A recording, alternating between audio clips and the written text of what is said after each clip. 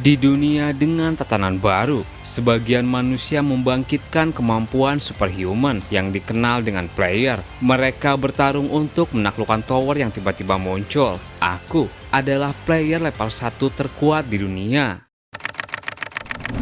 Video ini merupakan kelanjutan cerita dari part sebelumnya. Di cerita sebelumnya, Kim Gi-gyu dan yang lainnya mulai mengatur rencana untuk melawan Guild Iron dan Karvan. Gi-gyu dengan pasukannya keluar dari rumah dan mendapatkan kondisi di sekitar menjadi wilayah Demon. Gi-gyu kemudian menyusuri area magma dan berhasil mengalahkan pasukan Guild Karvan. Gi-gyu terus menyusuri area wilayah Demon. Gi-gyu bilang jalurnya seperti labirin, jadi hanya mengikuti indraku saja tidak membantu. Brunhat bilang, lalu kenapa kita tidak menghancurkan dindingnya saja? Tiba-tiba Gi-gyu menerima serangan tak kasat mata. Apa ini penyergapan? Rui bilang, aku tahu siapa pemilik domain ini. Serangannya, bahkan Indra Master kita tidak bisa mendeteksinya. Dia pemegang kursi ke-64 yang terkenal dari neraka, Pyogong Haures. Kesampingkan peringkat, dia tetap pahlawan yang mengerikan karena dia memiliki tombak tak kasat mata. Gi-gyu sedikit kesakitan. Apa kau baik-baik saja, Brunhat? Ya, aku tidak apa-apa meski sedikit sakit. Aku sudah terbiasa dengan ini berkat Master. Gi-gyu mulai berpikir, orang seperti apa yang bisa melakukan hal seperti ini? Haures bersembunyi dari penglihatan Gi-gyu. Ia berkata, kau berhasil menghentikan seranganku meski aku tidak serius. Armormu benar-benar kuat. Kau memang manusia yang layak diwaspadai Andras. Rui bilang, tampaknya kau menjadi buron bukan hanya karena Guild Iron. Bajingan ini juga tahu beberapa hal. Kemudian Haures menarik kembali tombaknya. Waktunya kita bersenang-senang. Gi-gyu mengeluarkan pedang Rui dan berhasil menangkis serangan dari segala arah. Rui bilang, Master luar biasa. Haures berkata, pedang yang lumayan bahkan bisa menangkis seranganku yang tidak terlihat. Tapi apa kau bisa terus bertahan? Gi-gyu dengan pedang Rui serta indranya lagi-lagi bisa terus menangkis. Rui bilang, Master ini tidak boleh dibiarkan. Yang ada kau akan kehabisan tenaga. Ini adalah cara bertarungnya. Kita akan menjadi mangsa kalau dibiarkan begini. Gi-gyu menjawab, meski begitu kita tidak punya cara lain. Gi-gyu terus menangkis sambil berpikir, tempat ini akan runtuh kalau kita menggunakan Death atau Chaos. Namun menghindari serangan menggunakan Hasti atau Acceleration juga akan merugikan. Ketika aku salah langkah sedikit saja, aku akan terkena serangannya. Satu-satunya jalan keluar adalah Future Vision Fortis. Gi-gyu kembali menangkis. Sialan, Rui, katamu skill Future Vision tidak selalu tepat, tapi kenapa itu tidak aktif sama sekali sekarang? Rui menjawab, itu karena tombak Haures sedikit spesial. Itu bukan tombak yang menjadi kasat mata karena menghilangkan keberadaannya, melainkan keseluruhan. Apalagi itu menghilang begitu saja tanpa ada proses. Itulah alasan peringkat atas tidak mau bertarung melawannya. Gi-gyu terus menebas. Kalau begitu bukankah kekuatannya setara ruler? Itu benar, Master. Kekuatan yang hanya bisa diatasi oleh kekuatan rule juga. Seperti kataku tadi, Super Acceleration itu sama seperti menghentikan waktu, dan itu sesuatu yang ada kaitannya dengan Kronos. Juga Future Vision adalah skill yang berhubungan dengan waktu. Gi-gyu terus menangkis dan mengambil ancang-ancang. Ia mulai berkonsentrasi. Super Acceleration dan Future Vision, kekuatan untuk mengendalikan waktu. Aku harus merasakan sensasi ketika aku menggunakan itu pertama kali. Sensasi waktu itu. Gi-gyu membuka mata. Future Vision. Kemampuan itu berhasil diaktifkan. Dengan itu Gi-gyu bisa menghindar. Brunhat bilang, sekarang Master menghindarinya. Rui bilang, dia hanya membungkukkan punggungnya ketika tombak hampir mengenai kepala. Tapi refleks Master bukan sesuatu yang mustahil untuk dilakukan. Percuma kalau tidak bisa menghindarinya. Gi-gyu menjawab, aku tahu, kurasa aku sudah mendapatkan cara untuk menghindar. Haures menarik kembali tombaknya. Benar-benar perburuan yang menarik. Ia pantas membuatku turun tangan. Apa dia juga kelelahan sekarang? Pertahanannya terbuka. Haures lalu menghilangkan hawa keberadaannya. Ia siap menyerang Gigyu dari belakang. Biar aku mendengar suara remuk tulang-tulangmu. Gigyu siap diserang.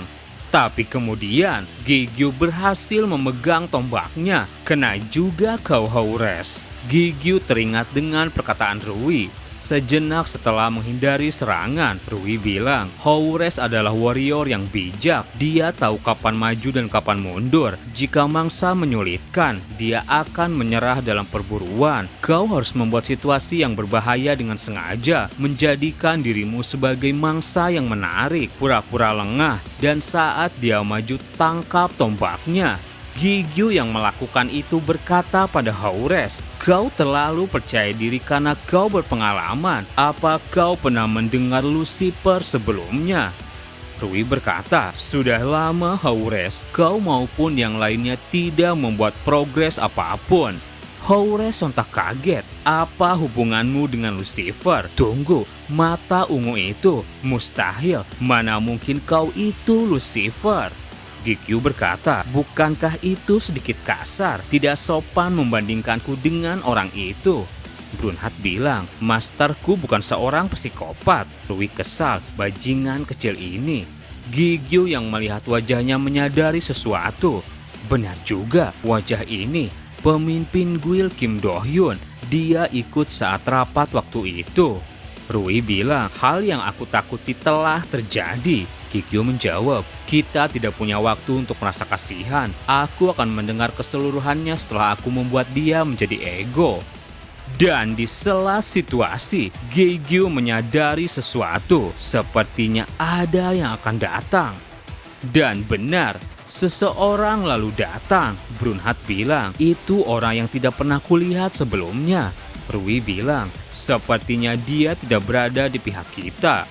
Haures merinding melihat orang tersebut. Bagaimana kau masih hidup? Seharusnya kau mati oleh tombakku, manajer cabang. Gigyu bilang, sepertinya dia adalah manajer cabang Will Karvan. Manajer cabang kemudian mengeluarkan Burst Potion, lalu menyuntikkan ke dalam tubuhnya. Seketika luapan energi menyelimuti tubuhnya. Tanpa basa-basi ia datang menyerang. Gigyu melempar Haures dan bersiap menghadapinya. Haures menyadari sesuatu. Apa ini? Baru saja ada hal yang tidak mengenakan yang masuk ke dalam tubuhku. Kekuatan malaikat. Kenapa orang dengan Demonic Eye mempunyai hal seperti itu? Gigyu memegang tombak Haures dan bersiap melawan. Di sana dengan mudah manajer cabang tertusuk tombak. Gigyu heran. Kenapa kau sangat lemah? Tapi mendadak, manajer cabang melewati Gigyu ke belakang Haures, lalu menyerangnya. Gigyu bingung, apa-apaan semua ini? Brunhat juga heran, sepertinya kita di pihak yang sama. Rui menjawab, tidak, mereka tidak terlihat ramah. Gigyu bilang, kau juga merasakan keberadaan barusan bukan? Kenapa dia bisa bergerak seperti itu? Tubuh manajer cabang yang tertusuk oleh tombak lalu menghilang. Manajer hanya tertawa. Mau kau demon atau bukan, jangan berani meremehkanku. Meski penampilanku begini, aku juga memiliki kemampuan unik. Unique ability, Doppelganger, bisa mensummon klon yang memiliki sebagian dari kekuatan tubuh asli dalam jarak 10 meter.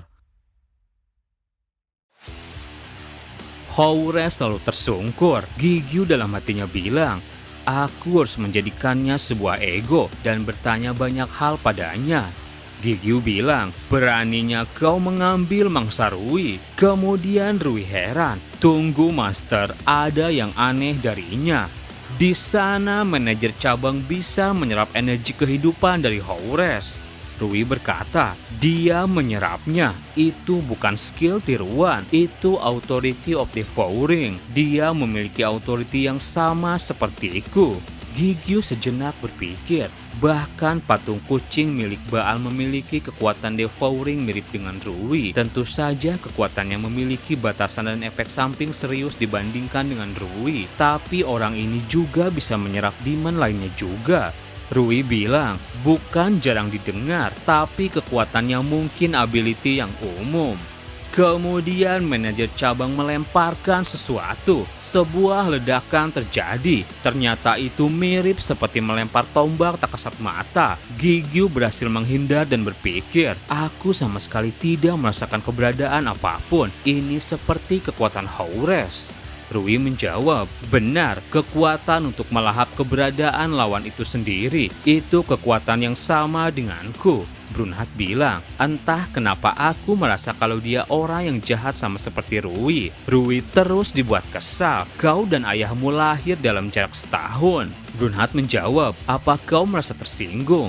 Rui berkata, sudahlah, Master ini akan jadi pertarungan singkat yang menentukan. Tidak peduli bagaimanapun aku melihatnya, dia tidak mahir dalam menggunakan skill devouring. Dia masih belum sepenuhnya memahami cara menggunakan kekuatan Haures. Tapi jika kita membiarkannya, ini akan merepotkan hyper accelerationmu.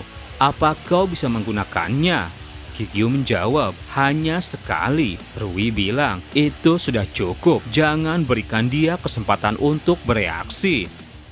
Gigyu langsung mengeluarkan hyper acceleration. Ia mengambil ancang-ancang. Rui bilang, tusuk dia dalam satu serangan.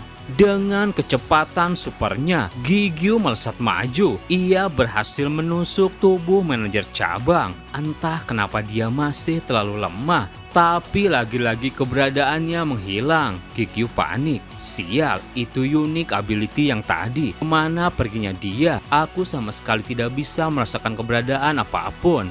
Rui kesal, sialan, aku lengah. Dia bisa mengasimilasi ability lebih cepat dibandingkan dugaanku. Waspadalah, Master. Gigyu mulai memperhatikan area di sekitar. Kenapa? Kenapa tidak ada hawa keberadaannya? Dan juga tidak ada suara apapun. Apa mungkin dia kabur? Ternyata benar. Manajer cabang melarikan diri. Dalam hatinya ia bilang, aku melawannya secara langsung. Tidak mungkin aku membuat Haures lengah dan membunuhnya. Tapi mustahil aku akan melawan orang yang mengalahkan Haures secara langsung. Untuk sekarang kita mundur sebagai bagian dari rencana.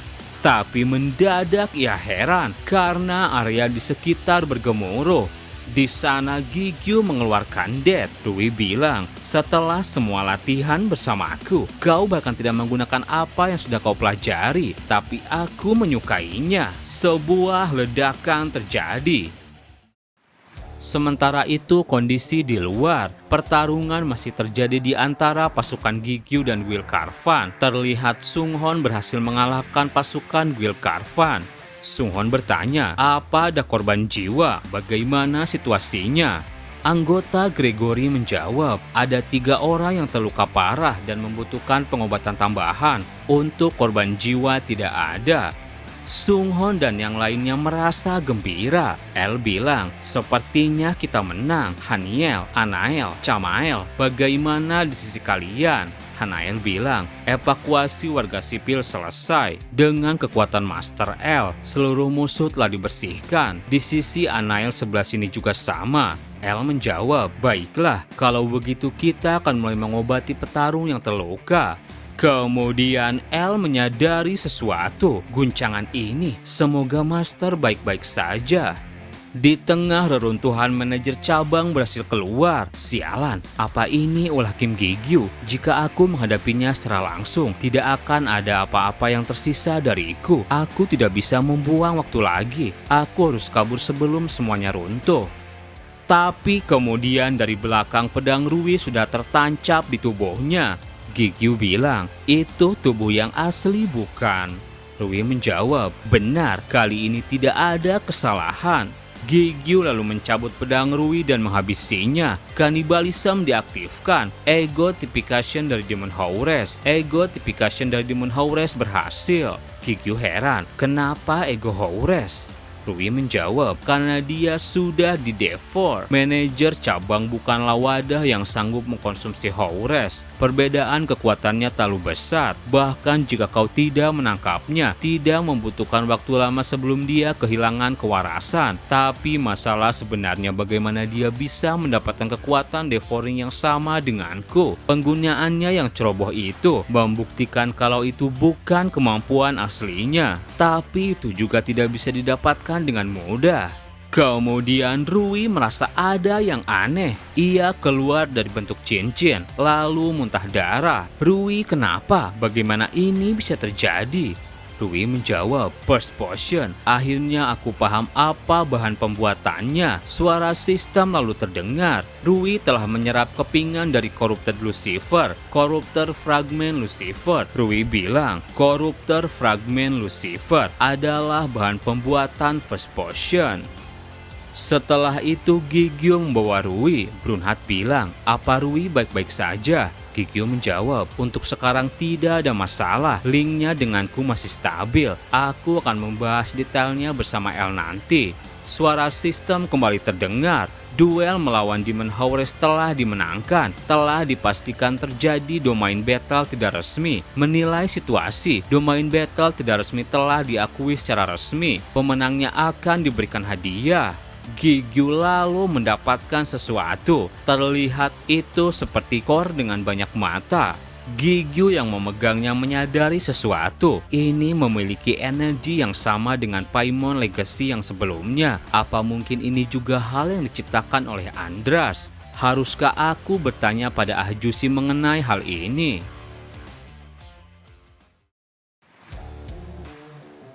Kemudian Gigio masuk ke dalam gate Brunhard. Rui di sana belum sadarkan diri. Gigio memperlihatkan item yang ia dapatkan pada Tuan Huang. Dari mana kamu mendapatkan hal semacam ini? Gigio menjawab, aku mengalahkan sosok demon dan menerimanya sebagai hadiah. Tuan Huang tersenyum senang. Ini lebih dari sekedar berharga. Jika perkiraanku benar, dengan ini, wilayahmu sendiri, kita bisa memanifestasikan gate kita. Gigio sontak kaget. Cerita berlanjut masih di dalam wilayah dekat rumah Gigio. Sung Hon berkumpul dengan para Gregory. Kenapa kita harus menunggu di sini? Sementara itu di dalam gate, El menemani Rui. El bilang, untuk saat ini kondisinya tidak terlalu buruk.